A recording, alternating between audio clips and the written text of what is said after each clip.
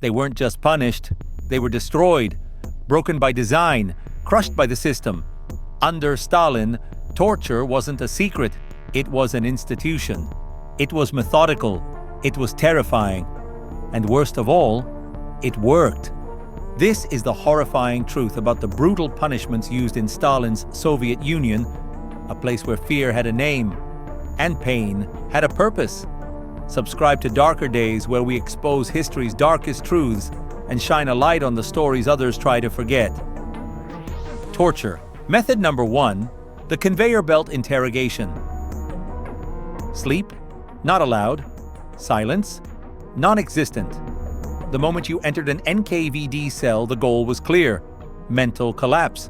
The conveyor belt technique involved rotating interrogators, working in shifts, one after another, each for hours at a time. You were never alone, never given rest, never left in peace. Interrogators yelled, whispered, threatened, mocked. And you stood, exhausted, eyes burning from the light, knees shaking, heart racing.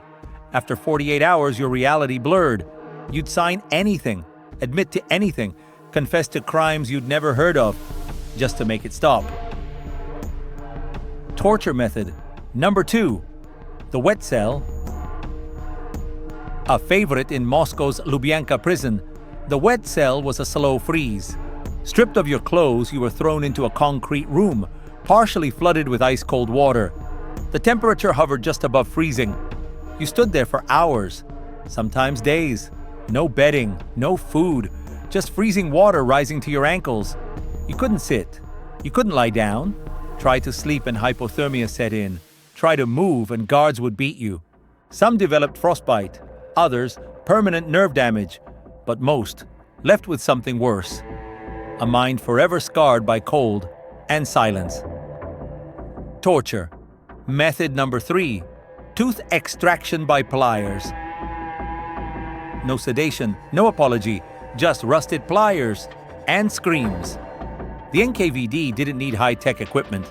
A simple pair of tools and a prisoner tied to a wooden chair was all they needed. Tooth by tooth, interrogators would rip them out, using pain as a question mark. Still won't confess? Crack. There goes another one.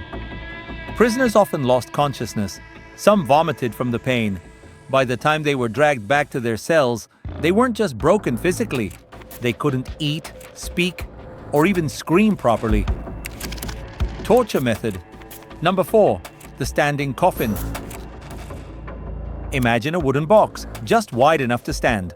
No room to move, no place to sit, no light. This was the standing coffin. Prisoners were shoved inside for 24, 48, even 72 hours. No toilet, no food, no sound, except their own heartbeat and the pounding in their skull. After just a few hours, the pain in their knees and backs became unbearable. After a day, legs swelled, blood pooled in their feet, their minds unraveled. Many begged to be sent to Siberia, to a death camp, just to avoid ever going back into the box. Torture method number 5, the wolf cage. Too small to lie down, too low to stand, too narrow to stretch. That was the wolf cage, used across Soviet gulags to crush both spirit and spine. Crammed into an iron box and locked in total darkness, your body twisted into shapes it wasn't meant to survive. Muscles tore, vertebrae compressed. Some prisoners lost control of their bowels, then sat in it for hours or days until the door finally creaked open. Some never stood straight again. But for Stalin's regime, that was the point. Torture method number 6, finger and nail torture.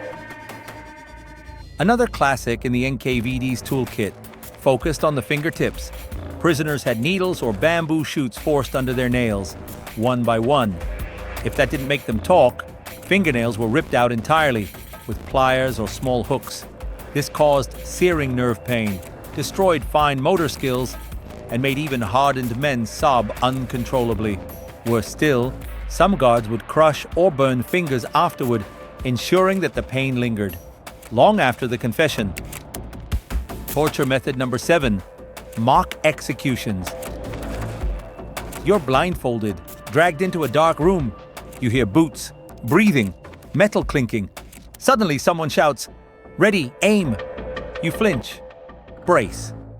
Sweat pours down your face. Then, nothing. This was the mock execution, a psychological torture technique used in NKVD prisons. Some faced fake firing squads, others were walked to gallows, nooses tightened, only to be spared at the last second. The trauma didn't end in the cell.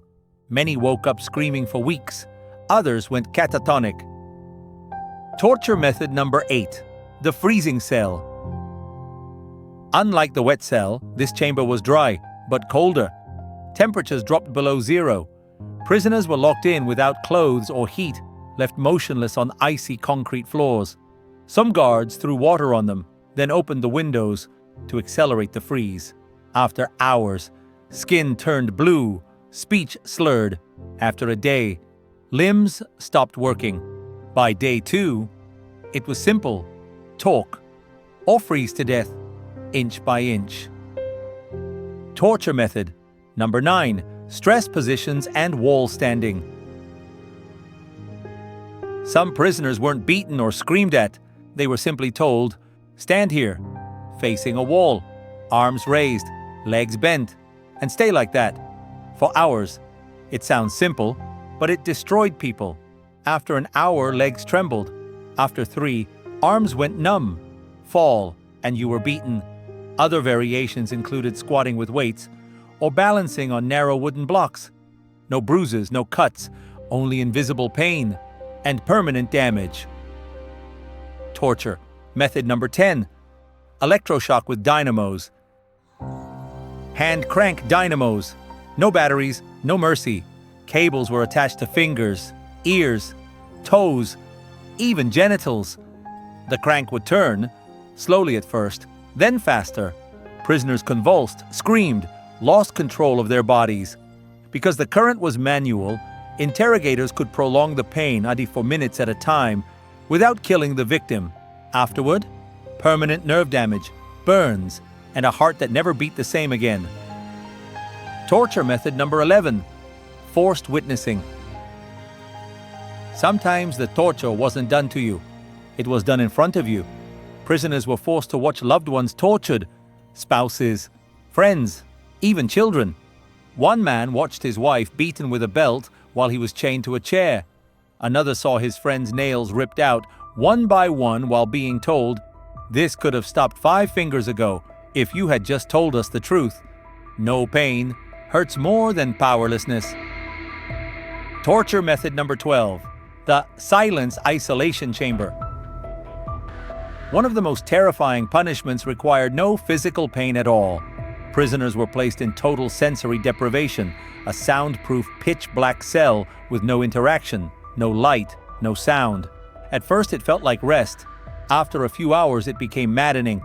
After 2 to 3 days, most began to hallucinate. They'd hear voices, feel insects crawling on their skin. Some scratched at their own flesh until they bled, just to feel something. This wasn't punishment, it was psychological annihilation, turning a person into a shell of who they once were. Torture method number 13, forced confession scripts and public trials. Stalin's regime wasn't satisfied with private pain. They wanted spectacle and humiliation. Prisoners were often forced to memorize pre-written confessions full of invented crimes and self-incriminations. They had to recite them word for word in public show trials. The interrogators rehearsed these scenes like theater directors. Forget a line? You were punished. Stumble on a word? Back to the cell for more beatings. Some trials were even broadcast by radio. Families of the accused were sometimes present, forced to watch their loved ones publicly admit to treason or sabotage. This wasn't justice, it was psychological warfare played out on a national stage. Torture method number 14, medical treatments turned torture. Lobotomies induced comas. One of the darkest chapters of Stalin's regime was the medicalization of repression. Soviet psychiatrists were ordered to diagnose political dissidents with mental illness and treat them accordingly. Some were declared schizophrenic, others labeled paranoid reactionaries. The cure? Lobotomies, high-voltage electroshock, or insulin-induced comas. Inmates were tied to beds and given massive doses of drugs like aminazine and sulfazine, causing full-body spasms, fever, and intense muscle pain. These weren't therapies. They were tools of biological control. Survivors said they no longer recognized themselves afterward. Some lost memory, speech, or motor function. And worst of all, they began to believe they were actually insane. Torture method number 15. Drownings in bathtubs. Accidental suicides. When Stalin's interrogators needed silence, they didn't always use bullets. Some prisoners were drowned in bathtubs. It was quiet, clean, easy to explain. Guards would submerge the prisoner's head underwater repeatedly, claiming they were calming a hysterical detainee. Others were restrained and drowned in deep steel tubs, then written off as suicides in prison records. These were never reported. No one asked questions. Families were notified by telegram. Cause of death, nervous breakdown. Torture method number 16. The hunger box. Inside gulags, food was a privilege and hunger was a weapon. In a method called the hunger box, prisoners were sealed in isolation cells for days, sometimes weeks, with nothing but bread crusts and water. The goal wasn't to kill, but to induce desperation. Muscle wasted away. Hallucinations began. Some ate insects, scraped mold off the walls for nutrition. When the door finally opened, prisoners could barely crawl out and were often asked, "Are you ready to talk now?" Torture method number 17. Bone-crushing shackles. Some interrogation cells were equipped with heavy iron leg shackles, weighing up to 15 kilograms each. Prisoners were forced to wear them 24 hours a day, even while sleeping or using the toilet. The weight caused severe joint damage, bruising, and deep cuts around the ankles.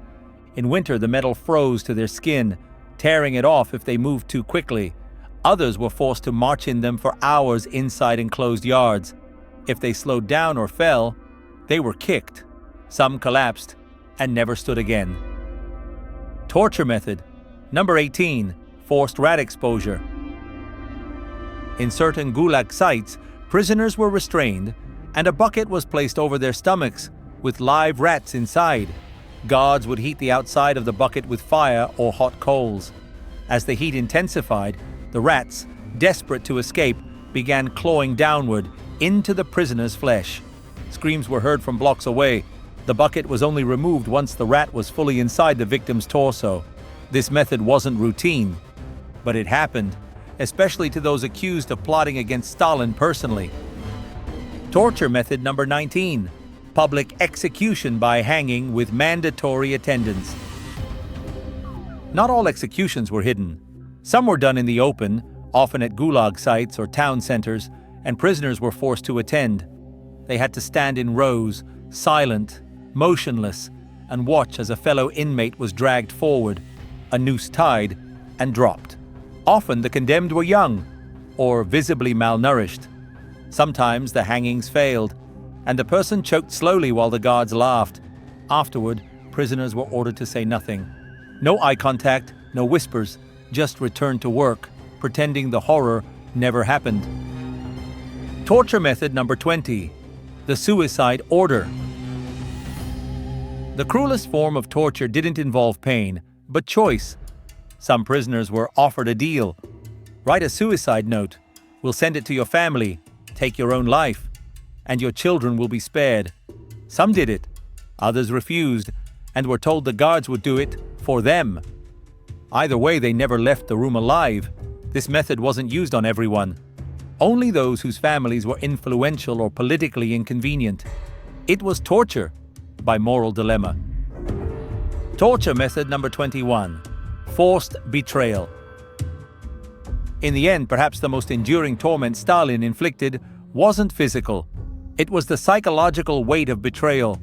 Prisoners were forced to name others, family members, friends, co-workers, or face more torture. Some invented names just to make it stop. Others broke down and betrayed entire villages.